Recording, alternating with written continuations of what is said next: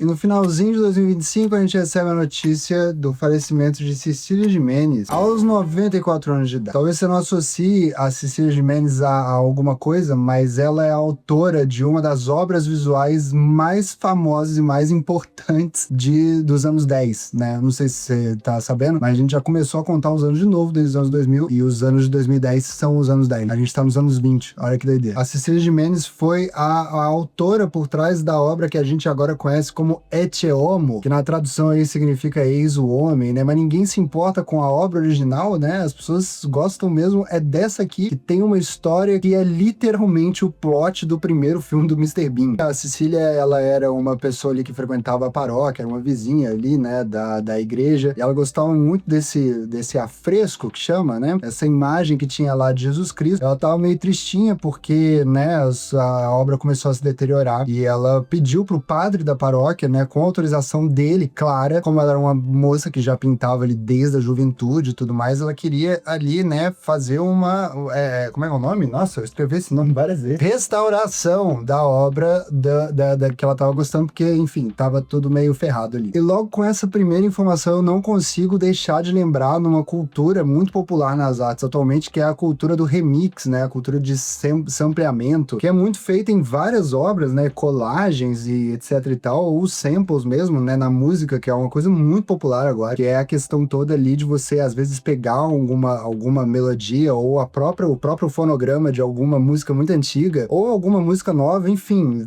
reformular ela, dar uma nova roupagem pra coisa toda, ou às vezes até uma música muito, né, antiga, ou uma música muito underground, uma música que as pessoas não conhecem muito bem, e colocar ela ali numa música de um jeito diferente, ou até do mesmo jeito mesmo, e fazer com que alguma coisa seja conhecida, ou até reconhecida, né, que foi exatamente o que aconteceu nesse caso aqui. E eu sei que não foi a intenção da Cecília de fazer isso, óbvio, eu não sou idiota, mas aí vem uma outra coisa também que eu acabo me lembrando, que é toda a questão de, atualmente, no consumo de entretenimento na internet ou em qualquer outro lugar, das pessoas gostarem bastante dessa coisa nova, esse novo fenômeno chamado entretenimento não intencional. E com o perdão aqui a referência que eu vou trazer agora, mas acho que o maior expoente disso aqui no Brasil trata-se do artista Caneta Azul, que ele, né, fazendo ali a coisa na maior boa das intenções possíveis, sendo sincero com o que ele quer fazer, com o que ele quer mostrar, as coisas acabam saindo meio fora de lugar e as coisas aqui acabam sendo aqui no mundo o lugar perfeito para as pessoas assistem aquilo e acabam gostando pelos motivos errados, que no final das contas são os motivos certos, ou então até as pessoas que gostam de consumir isso pela palavra do ano, que na verdade são duas palavras, o hate bait, e eu acho que isso é um dos maiores desafios aí que as pessoas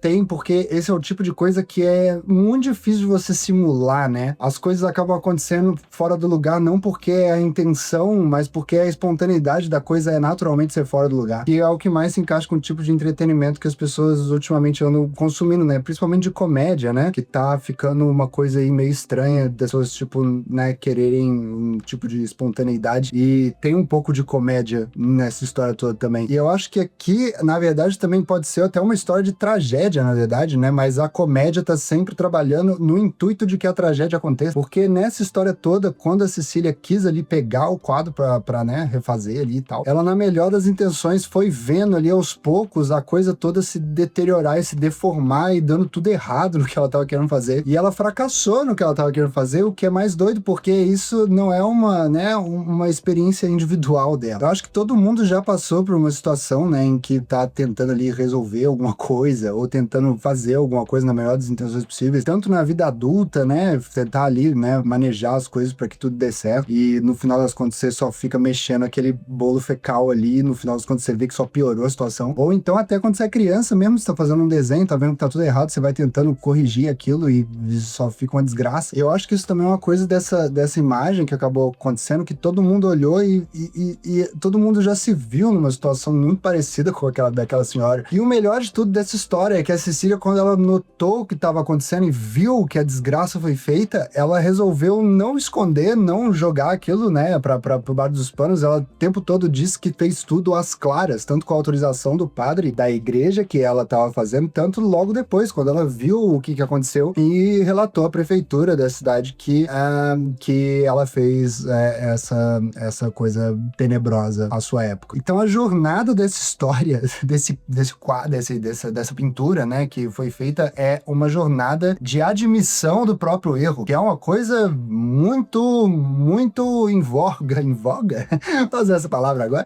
Eu lembro da revista Em Voga, né? Mas enfim, a Em Voga no que tá acontecendo agora. Pessoas errando na internet, pessoas errando em público e tal, e sem saber direito como lidar, sem saber direito, né? Pedidos de desculpa, etc e tal. Ela foi lá e falou, gente, infelizmente estou deprimida porque fiz deste problema que agora não sei mais o que fazer. Nossa, tá muito quente em São Paulo, meu Deus do céu. E o mais doido disso tudo é que dá pra ver a agonia que essa mulher tava passando na própria cara do Jesus que tá nessa obra. Tava tudo dando errado, ela tava passando ali por aquele problema de tentar consertar aquilo, tudo que tava acontecendo de errado, dá pra ver no rosto de Jesus, da figura de Jesus, o que tava acontecendo na cabeça daquela mulher. E logo depois que isso tudo vem à tona e a prefeitura fala, né, o que aconteceu, isso vai pra internet, essa imagem da extrema agonia de Jesus, que passou por agonia, mas agora por uma agonia completamente diferente, vira um meme na internet. E eu acho que, assim, né, essa coisa toda do meme e tal, e essa questão de como o meme é uma forma de comunicação muito doida que tá rolando, de você, né,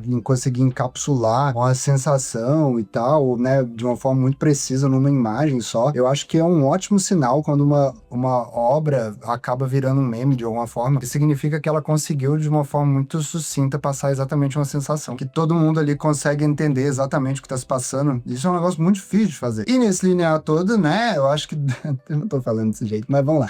Nesse linear todo, eu acho que dá pra entender também toda essa questão, né, de, óbvio, eu tô contando aqui uma história, né, que é a história da artista junto à sua obra, que é uma coisa que é inseparável nesse caso, né, que volta aí a discussão de separar a obra do artista, que eu acho que hoje em dia, até com toda essa coisa, né, de, separa ou não separa, né, e eu acho que é quase impossível de separar, eu acho, porque hoje em dia os artistas, sei lá, eles performam na internet a própria vida e performam a própria personalidade deles na internet, e é uma coisa que vai sugerir pela performance deles de quem eles são, o porquê e como eles chegaram nas obras de arte que eles fizeram, e as obras de arte que eles fizeram tem muito a ver com essa performance da personalidade deles anterior e pós e durante também. Então acho que é um negócio que é muito difícil de separar hoje, acho que tá tudo muito junto, na verdade. E aí você tem uma história que não tenta fazer isso de jeito nenhum. A obra, ela é extremamente relacionada com a história dela, então não tem essa discussão, as coisas estão juntas do jeito que elas são juntas exatamente hoje em dia na contemporaneidade. Eu acho que ela exprime uma realidade que não tem mais jeito de negar hoje em dia também. Mas se você for uma pessoa desgraçada das ideias e quiser separar, ainda dá pra apertar um pouco os dados e dizer que essa obra em específico, ela exprime toda uma questão da queda da Igreja Católica hoje em dia. Olha onde eu fui. Que é o que tá acontecendo com a Igreja Católica agora, né? Que ela tá super demodê e aí tá tentando ali se consertar, e é o que ela tenta se consertar e tentar se atualizar. Ela faz umas coisas muito doidas, né? Tipo, sei lá, o tanto do casaco Adidas, tênis Nike, e vai se adaptando e fica só uma coisa meio estranha, que todo mundo gosta muito também de ficar olhando igual a cara desse novo Jesus que tá acontecendo nessa pintura. E é por conta desse tipo de coisa que eu acho que essa imagem em específico, ela é uma obra que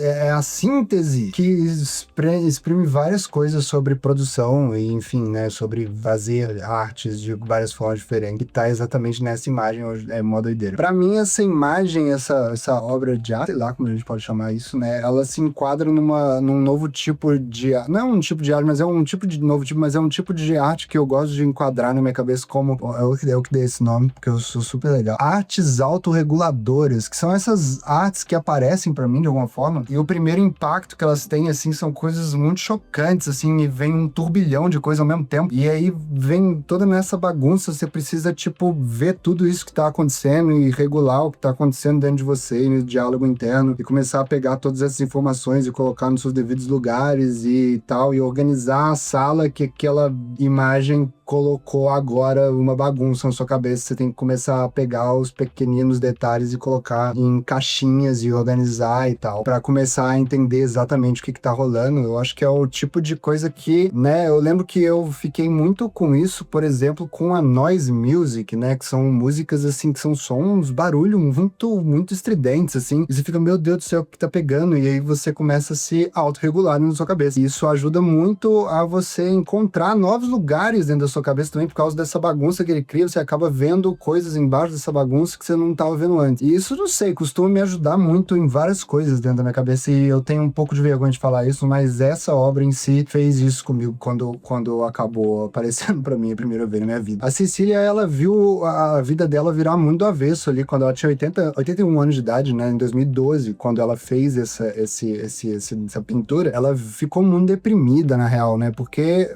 era literalmente um fracasso dela, né, isso é muito importante ser dito, foi um fracasso dela. Só que num acidente, literalmente 81 anos, ela fez uma das imagens mais famosas da internet na vida dela, muito, né, aos 81 anos de idade. E aí aquele sentimento ruim que ela tava tendo acabou virando uma coisa estranhamente boa na vida dela, porque ela viu a economia de turismo da cidade mudar abruptamente, porque várias pessoas viajam para ir para lá para ver essa imagem, né? E ao mesmo tempo também ela ganhou porcentagem dos lucros de que essa imagem trouxe, né, na vida dela, investiu em projetos sociais em projetos, né, que ela tinha, né, o coração dela ali por questões de problemas de saúde de filhos dela e tudo mais, e aquilo acabou virando uma coisa boa, né, aquele fracasso acabou virando uma coisa muito boa assim, não muito boa exatamente, né, as coisas não são tão preto no branco assim, mas acabou virando uma coisa estranhamente útil e boa na vida dela também. E ela tendo que significar essa coisa toda na cabeça dela, eu acho que ela falou uma das frases mais bonitas que alguém pode falar sobre ressignificâncias na vida, e a frase é o seguinte: como ela olhava muito essa parada, essa imagem, ficou fazendo muita parte da vida dela, ela disse: às vezes de tanto vê-lo, penso, meu filho, você já não é mais tão feio quanto me parecia no começo. Pra mim, fechou.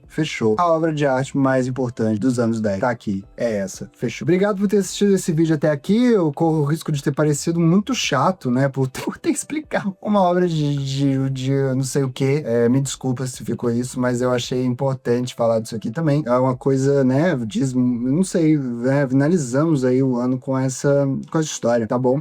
Se fez sentido pra vocês de alguma forma, deixa o like, se inscreve aí nessa minha coluninha social semanal aqui no YouTube, que eu tenho um nome muito chamativo. Se você quiser me seguir nas outras redes sociais, meu nome é Robert Kiefer _, em todas as outras redes.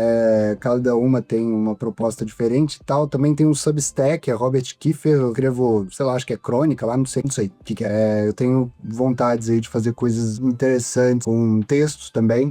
Então, se você quiser aí participar dessa longa jornada louca, estamos aí. Um beijo, tchau, feliz qualquer droga que você estiver vivendo, e espero que um dia você olhe na cara do seu filho, e fale: nossa, você não é mais tão feio quanto eu achava que você era. Um beijo, tchau, até daqui a pouco. Se inscreve aí. Tchau.